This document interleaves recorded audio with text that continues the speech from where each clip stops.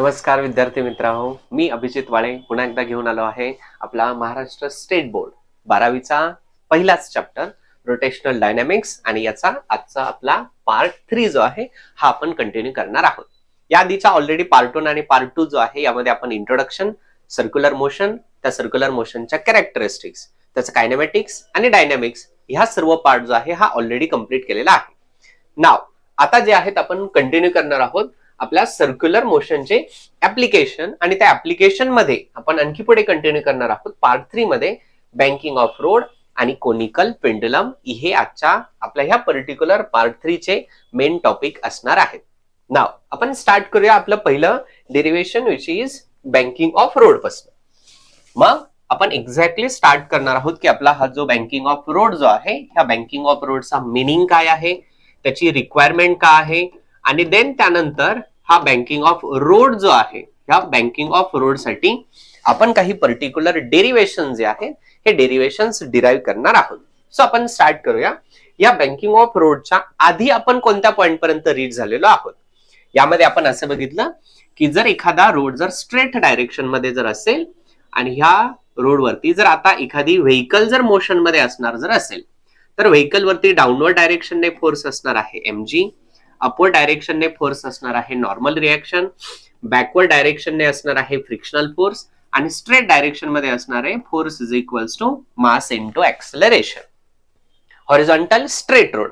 आता horizontal road जर एखादा असा टर्न जर घेणार असेल तर ह्या पर्टिक्युलर पॉइंट मध्ये आता जो पार्टिकल हे असं सर्क्युलर मोशन जे परफॉर्म करणार आहे या सर्क्युलर मोशनच्या केसमध्ये आता जी आपली ही व्हेकल जी आहे ह्या व्हेकलला पुन्हा एकदा डाऊनवर्ड डायरेक्शनने वेट mg आहे, अपवर्ड डायरेक्शनने नॉर्मल रिएक्शन, बॅकवर्ड डायरेक्शनने पुन्हा एकदा frictional force, but forward direction मध्ये आता mv²/r हा सेंट्रिपेटल फोर्स अप्लाय होणार आहे. आणि या इक्वेशन्सला या फ्री बॉडी डायग्रामला जेव्हा आपण सॉल्व्ह केलं त्यावेळेस आपल्याला मॅक्झिमम व्हेलॉसिटी साठी इक्वेशन आलं होतं विच इज या ठिकाणी आपल्याकडे फॉर्म्युला आला होता μr/g.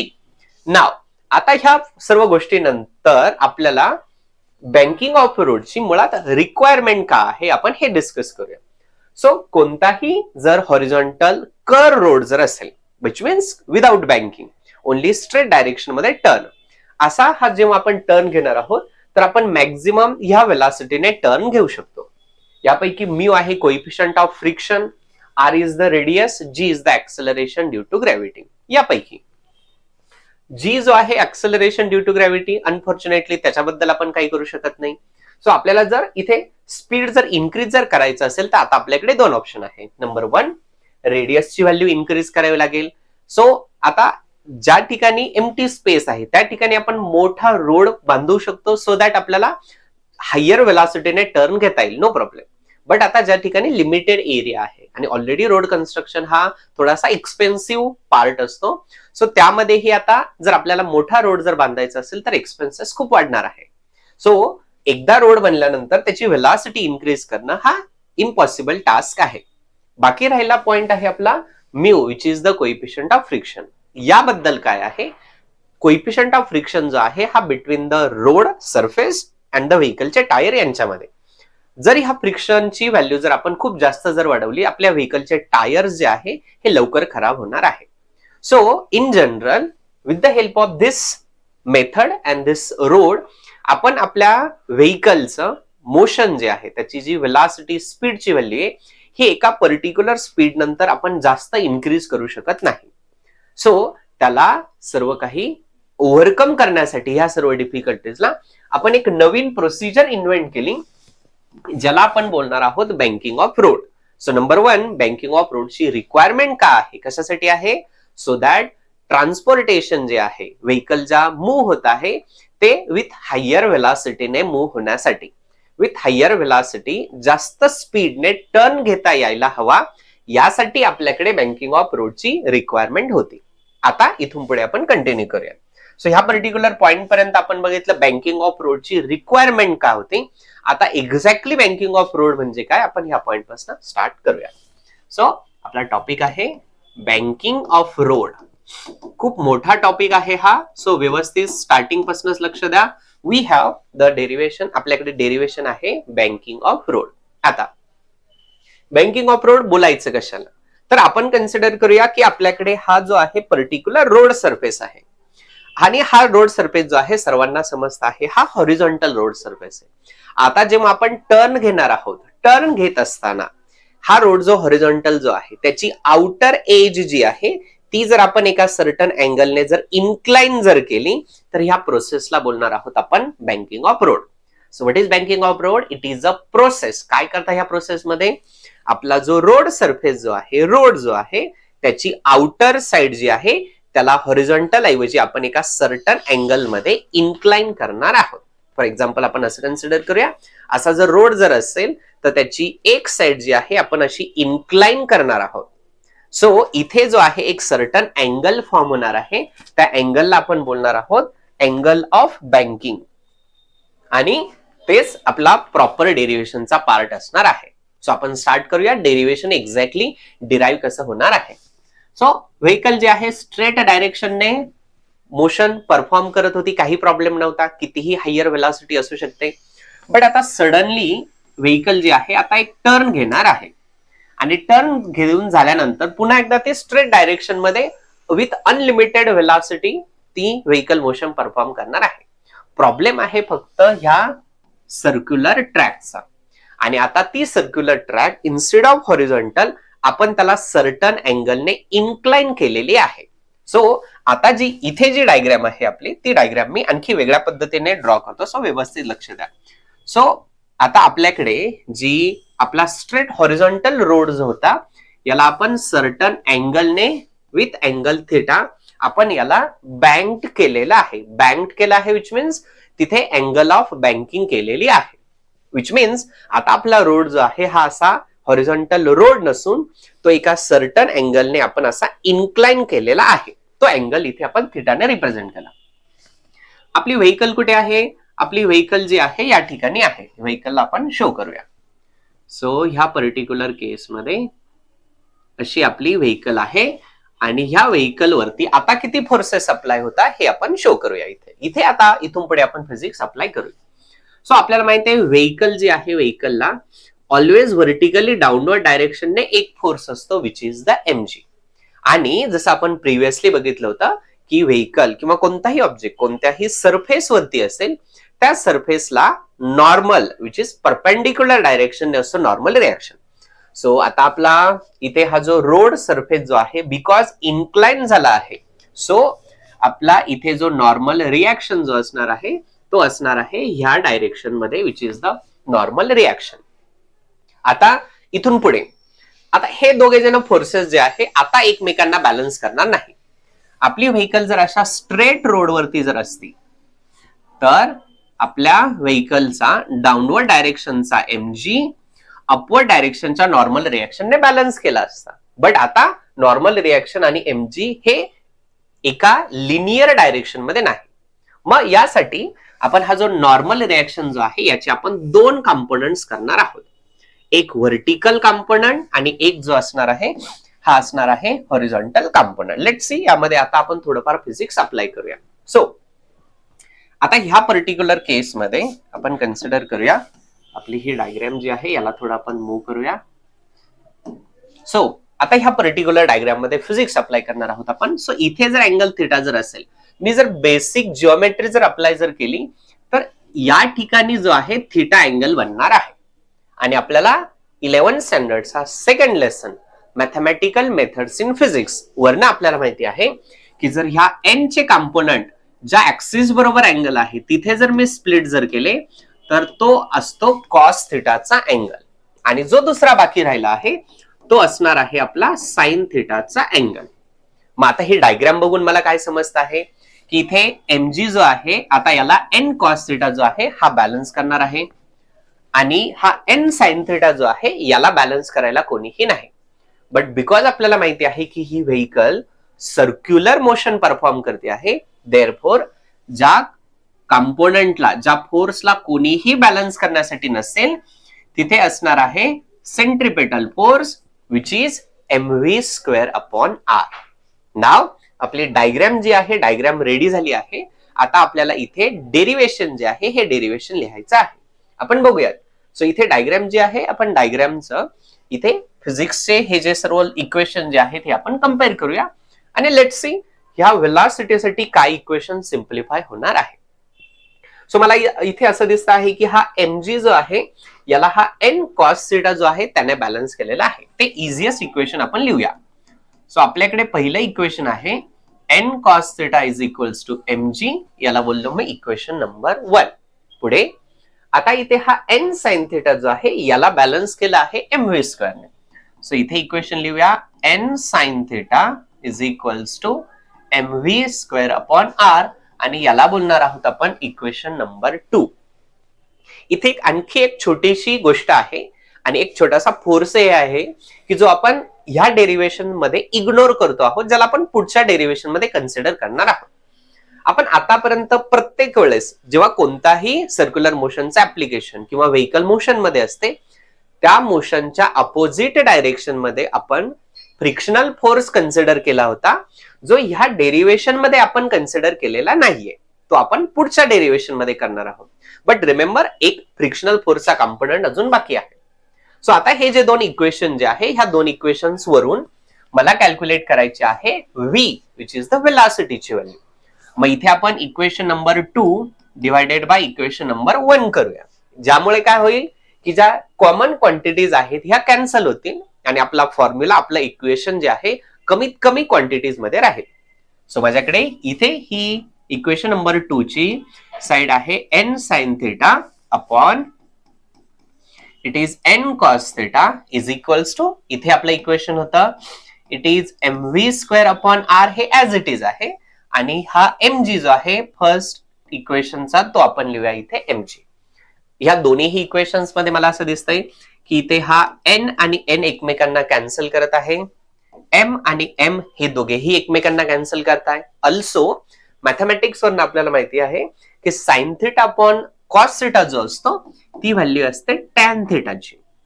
आणि देन राईट हँड साइडला जे इक्वेशन बाकी राहिलं आहे which is v square upon R G, हे छोटंसं इक्वेशन बाकी राहिलं. सो ह्या पर्टिक्युलर पॉइंट पर्यंत जे आपल्याला खूप साऱ्या टर्म्स होत्या सर्वांना कॅन्सल आउट करून आपल्याला हे छोटंसं इक्वेशन जे आहे हे बाकी राहिलेलं आहे. जर ह्या इक्वेशन वरनं मला हा थिटा की जो अँगल ऑफ बँकिंग आहे याची जर व्हॅल्यू कॅल्क्युलेट जर करायची असेल तर हा टॅन जो आहे त्याला मी दुसऱ्या साईडला जर शिफ्ट जर केला तर तिथे बनणार आहे तो टॅन इनवर्स आणि ब्रॅकेटमध्ये बाकी राहील v square upon R G. हे इक्वेशन जे आहे हे आहे बँकिंग ऑफ रोडचं किंवा अँगल ऑफ बँकिंगचं इक्वेशन.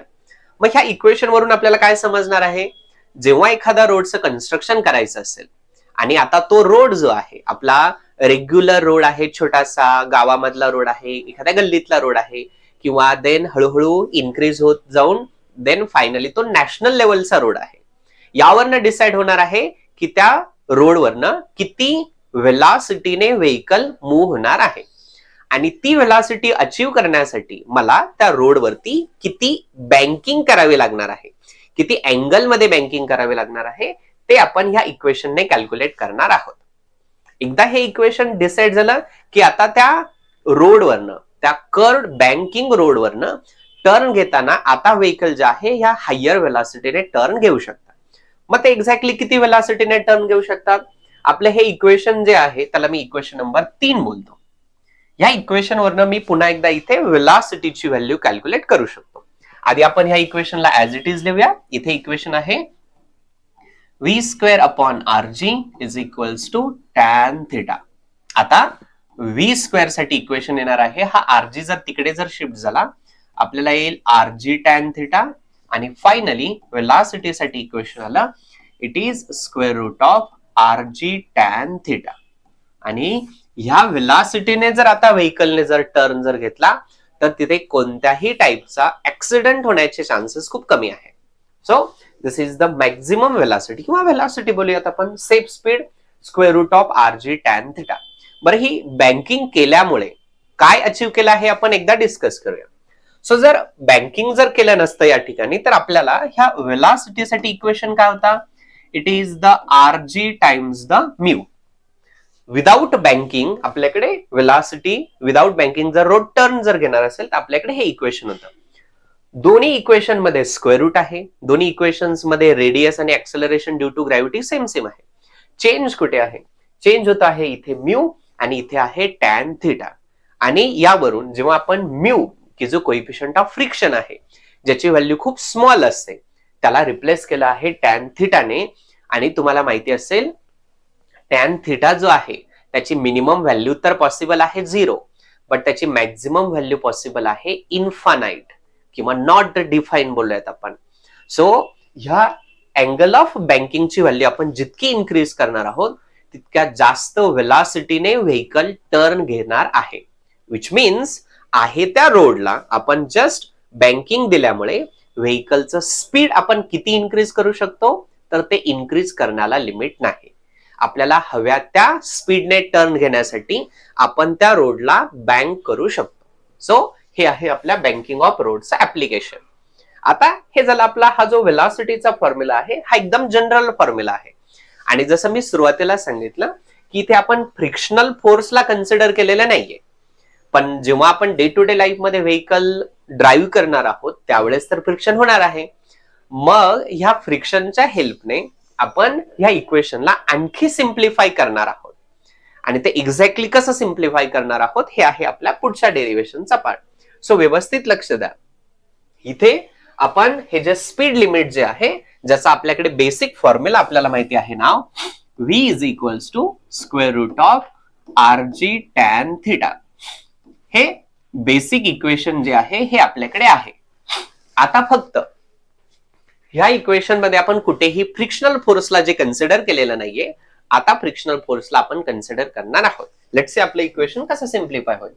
सो इथे एकदा आपल्याला कॅल्क्युलेट करायचंय की ह्या टर्न घेत असताना lower limit and the upper limit calculate करायचं आहे. त्यांचे इथे फॉर्म्युले जे आहे हे डायरेक्टली रेडीमेड आपल्याला आपल्या बोर्ड एक्झाम मध्ये किंवा आपल्या टेक्स्टबुक मध्ये डायरेक्टली गिवन आहे, आपल्याला डिराईव्ह करायची नाहीये. पण आपल्याला ही कन्सेप्ट समजायला हवी की इथे कोणते फोर्सेस कोणाला बॅलन्स करणार आहे. जर फ्रिक्शनल फोर्स जर अपवर्ड डायरेक्शनने गेला किंवा डाऊनवर्ड डायरेक्शनने जर गेला तर आपली ही जी प्रिव्हियस डायग्राम जी आहे छोटीशी त्यामध्ये ऍडिशनल कॉम्पोनंट्स आपल्याला कोणते कन्सिडर करावे लागणार आहेत हे सर्व आपण इथे डिस्कस करूया. सो इथे आपण कन्सिडर करूया आपली व्हेकल जी आहे ऍज इट इज कन्सिडर करूया की ही आहे आपली व्हेकल. आपल्याला माहिती आहे व्हेकल वरती किती फोर्सेस अप्लाय होत आहे. व्हेकल वरती एक फोर्स अप्लाय होतो आहे डाऊनवर्ड डायरेक्शनने mg, एक फोर्स अप्लाय होत आहे परपेंडिक्युलर डायरेक्शनने नॉर्मल रिएक्शन. या नॉर्मल रिएक्शनचे आपण 2 कॉम्पोनंट ऑलरेडी केलेले आहे. त्यापैकी हा कॉम्पोनंट होता n cos थिटा, हा कॉम्पोनंट होता n sin थिटा. आपली original diagram as it is आहे. आणि इथे हा जो कॉम्पोनंट होता याला आपण बोललो होतो centripetal force which is mv square upon r. आता इथे सुद्धा एक्झॅक्टली सेम तीच डायग्राम असणार, तीही आपण एकदा डायग्राम ड्रॉ करूया. सो इथे पुन्हा एकदा अँगल थिटा आहे, पुन्हा एकदा आपली व्हेकल आहे, पुन्हा एकदा डाऊनवर्ड डायरेक्शनने mg, सरफेसला परपेंडिक्युलर डायरेक्शनने नॉर्मल रिएक्शन ज्याचे पुन्हा एकदा 2 component horizontal and vertical n cos theta, पुन्हा एकदा n sin थिटा आणि पुन्हा एकदा n sin थिटाला बॅलन्स केला आहे इथे centripetal force mv square upon r ने. आता या दोन्हीही इक्वेशन्स मध्ये आपण फ्रिक्शनल फोर्स जो आहे याला कन्सिडर करणार आहोत. लेट्स सी काय होतंय. सो इथे लिहिलं आहे की लोअर लिमिट साठी फ्रिक्शनल फोर्स जो आहे हा अपवर्ड डायरेक्शन मध्ये असायला हवा. सो आता आपण कन्सिडर करूया की आपला हा जो फ्रिक्शनल फोर्स जो आहे हा फ्रिक्शनल फोर्स इथे अपवर्ड डायरेक्शनने अप्लाय केलेला आहे. This is the frictional force F. त्याला एफ एस ने रिप्रेझेंट केलं जातं, आपण फक्त एफ ने रिप्रेझेंट करूया. आणि ह्या केसमध्ये फ्रिक्शनल फोर्स जो आहे याला आपण कन्सिडर करणार आहोत डाऊनवर्ड डायरेक्शनने F. आता हा F जो आहे याचे पुन्हा एकदा मी 2 कॉम्पोनंट स्प्लिट करणार आहे. बट इथे जर अँगल थिटा जर असेल तर पुन्हा एकदा बेसिक जॉमेट्रीने इथे अँगल थिटा येईल, ज्यामुळे ह्या फोर्सचे इथे 2 कॉम्पोनंट येतील, ह्या डायरेक्शन मध्ये एक आणि ह्या डायरेक्शन मध्ये एक. आता इथे F आहे, इथे थिटा आहे, तर हा कॉम्पोनंट जो असणार आहे हा असणार आहे F cos थिटा साठी in the direction of the centripetal force. आणि एन कॉस थिटाच्या डायरेक्शनने असणार आहे एफ साइन थिटा. म्हणजे आता इक्वेशन जे होणार आहे इथे एमजी जो आहे एमजी ला N cos theta plus F sine theta हे दोघे जण मिळून बॅलन्स करतील आणि इथे एन साइन थिटाला F cos theta plus M V square upon R हे दोघे जण मिळून बॅलन्स करणार आहेत. आणि जर पुन्हा एकदा ह्याच इक्वेशनला आपण सिम्प्लिफाय जर केलं तर आपल्याला हा बेसिक फॉर्म्युला येणार आहे. नाव इथे बघूया आता फोर्सेसचे कंपोनंट कसे स्प्लिट होतील. सो इथे जर अँगल थिटा जर असेल, मॅथमॅटिक्स मध्ये अपोजिट अँगलची जर प्रॉपर्टी यूज जर केली तर इथे अँगल थिटा येईल आणि हा जो फोर्स जो आहे याचे हे दोन कंपोनंट बनतील. एक ह्या डायरेक्शन मध्ये जाईल, एक ह्या डायरेक्शन मध्ये जाईल. आपली प्रोसिजर अशी आहे की जिथे अँगल असतो तो कॉस थिटा असतो. इथे हॉरिझॉन्टलला अँगल होता सो इथे कॉस थिटा होता. आता इथे अँगल आहे तर इथे कॉस थिटा असणार आहे. म्हणजे याबरोबर इथे अँगल बनणार आहे एफ कॉस थिटा आणि दुसऱ्या साइडला बनणार आहे एफ साइन थिटा. आता याचा मिनिंग असा होतो इथे एन साइन थिटाला एमजी आणि एफ साइन थिटा बॅलन्स करणार आहे आणि इथे हा जो M V square upon R आहे याला इथे एन साइन थिटा आणि एफ कॉस थिटा हे दोघे जण मिळून बॅलन्स करणार आहे. आणि हे इक्वेशन जर सॉल्व्ह जर केले पुन्हा एकदा आपल्याला हे इक्वेशन येणार आहे. वन्स अगेन आपल्याला बोर्ड एक्झाम मध्ये कधीही हे इक्वेशन्स डिराईव्ह करण्यासाठी विचारणार नाहीये. आपल्याला हे इक्वेशन न्यूमरिकल्स मध्ये विचारू शकता किंवा आपल्याला हे माहिती असायला हवं की हे कंपोनंट एक्झॅक्टली आपण स्प्लिट कसे केलेले आहे. सो इथे कंप्लीट झाला आहे आपला बँकिंग ऑफ रोड. यामध्ये आपण बघितलं आहे की एक्झॅक्टली बँकिंग ऑफ रोड म्हणजे काय आहे. ह्या प्रोसेसमध्ये आपण आपल्या रोडची आउटर एज जी आहे याला इन्क्रीज करणार आहोत. देन बँकिंग ऑफ रोड का करायचं आहे, सो दॅट टर्न घेत असताना आपली व्हेकल जास्त स्पीडने टर्न घेऊ शकेल सेफली. अल्सो इथे विदाउट फ्रिक्शन आपल्या व्हेलॉसिटीसाठी हा फॉर्म्युला असणार आहे आणि जर आपण फ्रिक्शन कन्सिडर जर केला तर आपल्याकडे हे दोन फॉर्म्युलेज असणार आहे. मग इथे आपण एक स्पीड लिमिट कॅल्क्युलेट करतो की मिनिमम आणि मॅक्झिमम व्हॅल्यू आणि आपली व्हेकल ह्या दोन व्हेलॉसिटीच्या मध्ये कितीही व्हेलॉसिटीने जरी ड्राईव्ह जरी केली तरीही आपली vehicle safely with high speed turn घेणार आहे. So this is the banking of road. नाव आपण डिस्कस केलं होतं की आपण ह्या पर्टिक्युलर पार्ट 3 मध्ये डिस्कस करणार होतो banking of road and the conical pendulum. नाव यापैकी आपला हा बँकिंग ऑफ रोड जो आहे हा तर कम्प्लीट झाला. आता आपल्याला बघायचं आहे conical pendulum. So conical pendulum जो आहे त्याला आपण स्टार्ट करूया. सो आपल्याकडे आपली जी नेक्स्ट पॉइंट जो असणार आहे which is conical pendulum. So आपण इथे लिहूया आपला नेक्स्ट पॉइंट आहे कोनिकल पेंडुलम.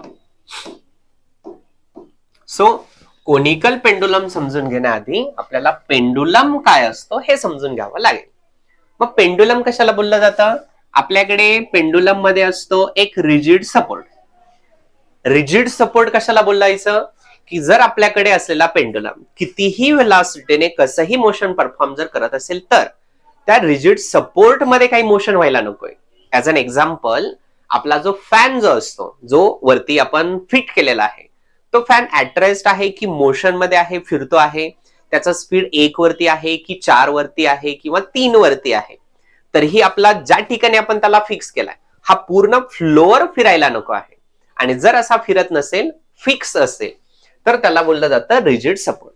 देन आणखी काय असतं यामध्ये असणार आहे एक वायर. ही वायर किंवा त्याला समटाइम्स स्ट्रिंग असं बोललं जातं, समटाइम्स थ्रेड दॅट इज दोरा असं बोललं जातं. सगळ्यांचं मिनिंग सेम आहे. एक वायर आहे. ती वायर कशी असायला हवी, त्या वायरची लेंथ इन्क्रीज व्हायला नको आहे, इलॉंगेट नको व्हायला. त्या वायरचं मास खूप कमी असायला हवं सो दॅट ते मास मेजरमेंट मध्ये यूज जरी नाही केलं तरीही चालेल. आपल्याकडे रिजिड सपोर्ट आणि वायर आणि आणखी काय असायला हवा, आपल्याकडे एक छोटासा ऑब्जेक्ट असायला हवा. हा छोटासा ऑब्जेक्ट जो आहे याला आपण आपल्या फिजिक्सच्या लँग्वेज मध्ये बॉब असं बोलणार आहोत. नाव आता हा जो बॉब जो आहे तोही कसा असायला हवा, त्याची साईज जी आहे ही जितकी छोटी असेल तितकं बेटर असेल आणि त्याचा मास कंपॅरेटिव्हली जास्त असायला हवं. विच मीन्स इथे हा बॉब म्हणून एखादा बलून जर लटकवला तर चालेल का, तर नाही चालणार. का, कारण बलूनची साईजही खूप मोठी आहे आणि मास पण खूप कमी आहे. याऐवजी जर आपण एखादा छोटासा स्टीलचा स्पियर जर कनेक्ट जर केला तर चालेल का? येस चालेल का?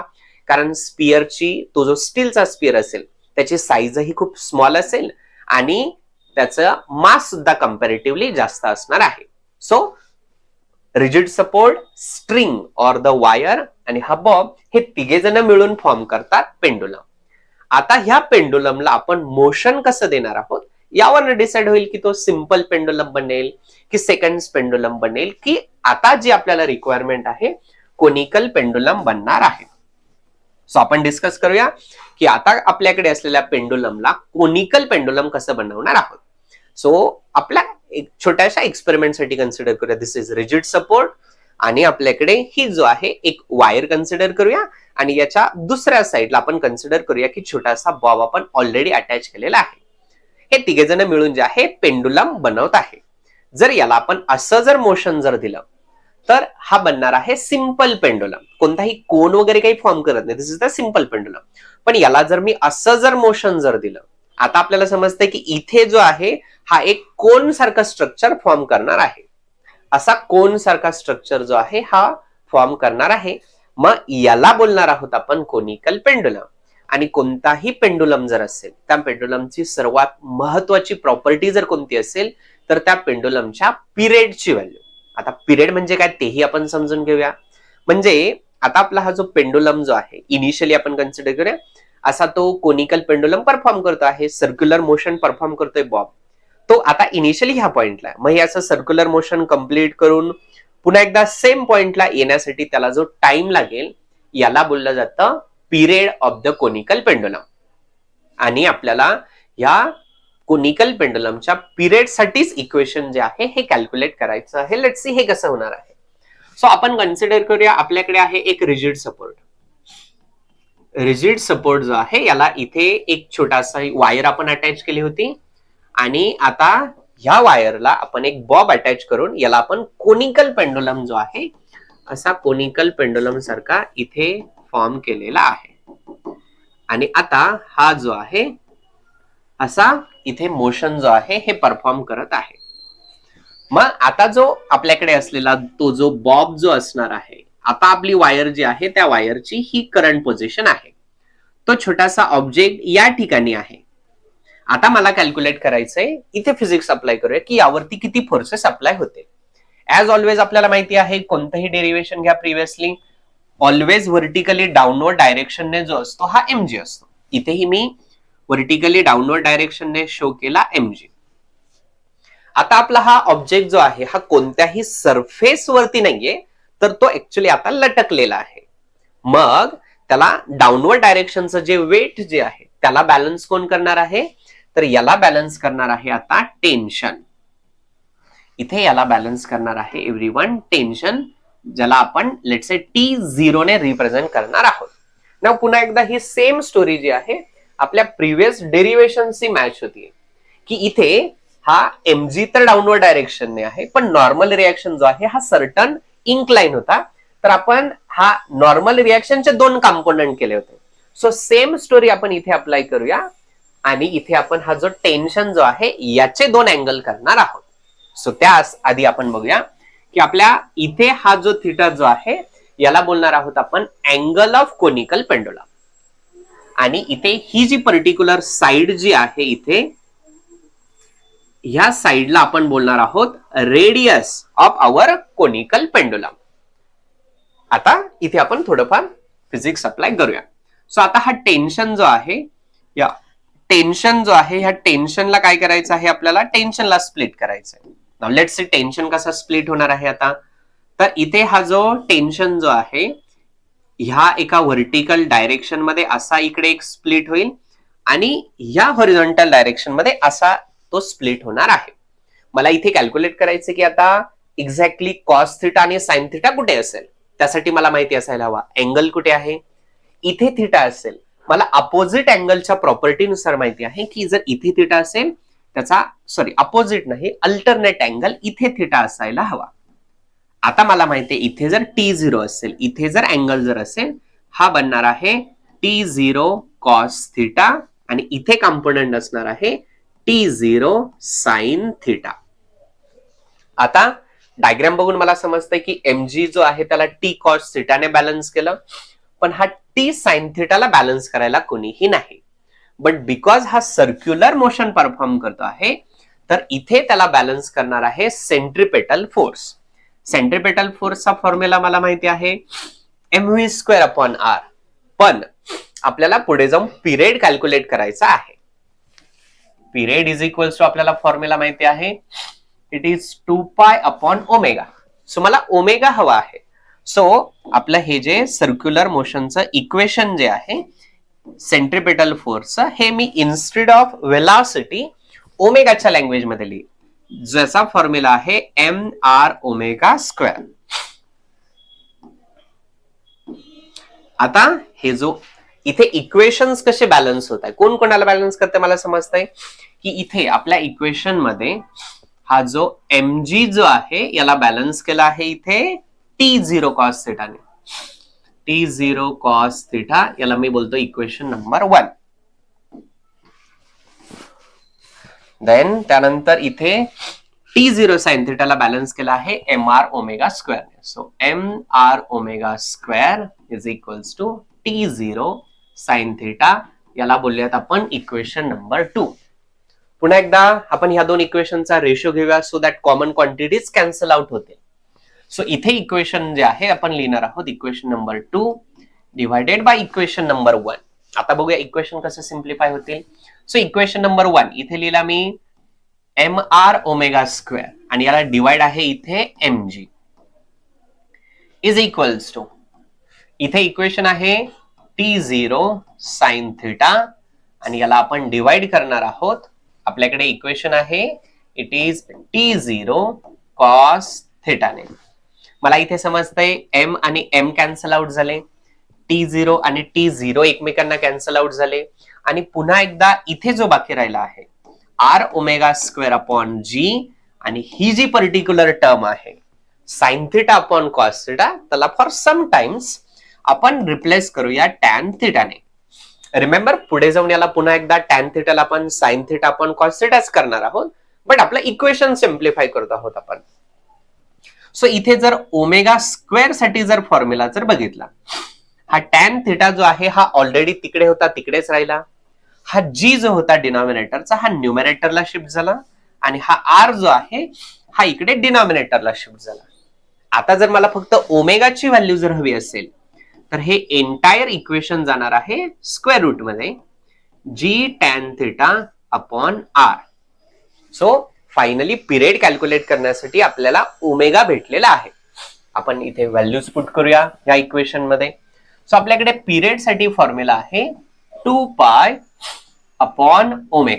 So t as it is ठेवूयात आपण, 2π ऍज इट इज ठेवूयात आपण, डिनॉमिनेटरला ओमेगाची ही व्हॅल्यू पुट करूया. लेट्स सी काय व्हॅल्यू आहे, it is square root of g tan θ/ r असेल. आता आपल्याला माहिती आहे की डिनॉमिनेटरचा डिनॉमिनेटर जो असतो हा ऍक्च्युअली न्यूमरेटरला शिफ्ट होतो. मग इथे हा जो t जो आहे यासाठी 2π जो न्यूमरेटरला होता ऍज इट इज ठेवला आपण. ही जी टर्म आहे ह्या टर्मला आपण असं लिहूया, इट इज r/g tan θ. आणि आपल्याकडे कोनिकल पेंडुलमच्या period which is the t साठी इक्वेशन आलेलं आहे. पण ह्या इक्वेशन मध्ये एक टर्म जी आहे ही थोडाफार प्रॉब्लेम क्रिएट करते, आपण डिस्कस करूया. सो आता जर मला t which is the period of the conical pendulum calculate जर करायचं असेल, मला काय माहिती असायला हवा, g acceleration due to gravity माहिती आहे, 2π तोही माहिती आहे, नो प्रॉब्लेम, थिटा आणि r. सो थिटा जो आहे मी कॅल्क्युलेट करू शकतो. जेव्हा असं कोनिकल पेंडुलम मोशन परफॉर्म करेल, इथे जो अँगल फॉर्म होईल तो मी कॅल्क्युलेट करू शकतो. आता हा जेव्हा असा सर्क्युलर मोशन परफॉर्म करतो आहे, त्यावेळेस त्याची ही रेडियसची व्हॅल्यू ही कॅल्क्युलेट करणं थोडाफार डिफिकल्ट टास्क आहे, कारण हा एका वेळेस तर इथेच राहणार आहे. मग यासाठी आपण हा जो r जो आहे याला रिप्लेस करणार आहोत आणखी एका सिंपल टर्मने. त्यासाठी आपण इथे जे आहे आपली बेसिक ट्रिग्नोमेट्री अप्लाय करणार आहोत. सो आपण इथे बघूयात की हा अँगल थिटा इथे आहे, हा राईट अँगल ट्रायंगल आहे, ही रेडियसची व्हॅल्यू आहे, आणि ही जी साइड आहे ही आहे length of the conical pendulum. मग आता या ट्रायंगल मध्ये मी जर साइन थिटा जर यूज जर केला तर मला इक्वेशन येणार आहे साइन थिटा साठी अपोजिट साइड अपॉन हायपोटेनियस, आणि फायनली इथे एल साठी इक्वेशन येणार सॉरी इथे आपल्याला आर साठी इक्वेशन हवं आहे. सो आर साठी इक्वेशन येणार आहे एल साइन थिटा. ही एल साइन थिटाची व्हॅल्यू जर मी ह्या इक्वेशन मध्ये जर पुट जर केली, आता बघूया इक्वेशन कसं सिम्प्लिफाय होईल. T is equals to 2 pi राहिला as it is, square root as it is आहे, जी ऍज इट इज आहे. हा टॅन थिटा जो आहे याला आता मी रिप्लेस करणार आहे पुन्हा एकदा साइन थिटा अपॉन कॉस थिटाने, डिनॉमिनेटरचा डिनॉमिनेटर न्यूमरेटर, आणि हा जो आर जो आहे या आर ला आपण रिप्लेस करूया in terms of L sine theta. This is L sine theta. So मला इथे समजते की हा साइन थिटा एकमेकांना कॅन्सल करतील, आणि finally period of the conical pendulum साठी फॉर्म्युला बाकी राहिला इट इज 2 पाय. वरती टर्म बाकी आहे एल कॉस थिटा आणि डिनॉमिनेटरला बाकी आहे जी, आणि हे आहे आपलं period of the conical pendulum साठीचं फायनल डेरिव्हेशन, फायनल इक्वेशन. आपण हे एंटायर डेरिव्हेशन जे स्टडी केलं फक्त ह्या डेरिव्हेशन साठी स्टडी करत होतो. So this is the period of the conical pendulum. यामध्ये आणखी एक गोष्ट लक्षात ठेवायची आहे की हे सर्व डेरिव्हेशन लिहित असताना हे तर सर्व मॅथमॅटिकल पार्ट झाला, आपण फिजिक्सचे फॉर्म्युलेज अप्लाय करून इथे मॅथमॅटिकली सॉल्व्ह केले. बट याला डेरिव्हेशन बोलण्यासाठी इथे ही जी डायग्राम जी आहे आपल्याला ह्या डायग्रामचं सुद्धा एक्सप्लेनेशन द्यावं लागेल. सो ह्या सर्व गोष्टी होपफुली सर्वांना समजल्या असेल. सो जसं आपण डिस्कस केलं होतं की आपण स्टडी करणार होतो रोटेशनल डायनामिक्सचा पार्ट 3, ज्यामध्ये आपल्याला स्टडी करायचं होतं banking of road and conical pendulum. आपण बँकिंग ऑफ रोड डिटेल मध्ये डिस्कस केला आहे, प्रत्येक इंडिव्हिज्युअल टर्म, आणि देन त्यानंतर फायनली आपण पुन्हा एकदा डिटेल मध्ये डिस्कस केला आहे कोनिकल पेंडुलम. यामध्ये आपण पेंडुलम म्हणजे काय, कोनिकल पेंडुलम कशाला बोलायचं, त्याची पिरियडची व्हॅल्यू कशाला बोलायचं, आणि देन फायनली त्याचं डेरिव्हेशन कसं कॅल्क्युलेट करणार आहोत आपण, हे सर्व इथे आपण डिस्कस केलेलं आहे. होपफुली सर्वांना सर्व पॉइंट जे आहेत हे समजले असतील. आपण भेटूयात आपल्या नेक्स्ट स्लाइड मध्ये. थँक्यू.